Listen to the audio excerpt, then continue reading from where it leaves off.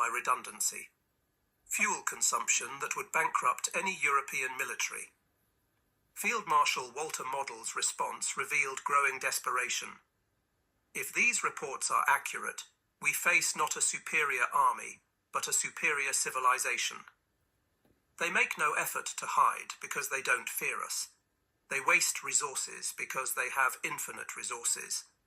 We cannot defeat this with military tactics. The Red Ball Express created a logistics system that functioned regardless of weather, terrain, or enemy action.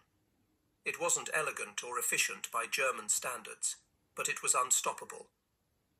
In May 1945, captured German logistics officers were required to study Red Ball Express operations for historical records. Their conclusions were unanimous and devastating to German military pride. General der Infanterie Friedrich Schulz summarized, "The Red Ball Express represents warfare we never imagined. Americans created a temporary civilization, thousands of men, thousands of vehicles, millions of tons of supplies, that existed only to feed armies, then dissolved when no longer needed. We built permanent infrastructure over years. They created superior temporary systems in days." The most insightful analysis came from General Oberst Heinz Guderian, father of German armored warfare. "We invented blitzkrieg but never solved its fundamental limitation, logistics. Americans solved it through industrial excess we deemed impossible. The Red Ball Express was not a supply line, but a flowing river of material that drowned our forces." "The Red Ball Express," he announced. "We face something beyond military solution.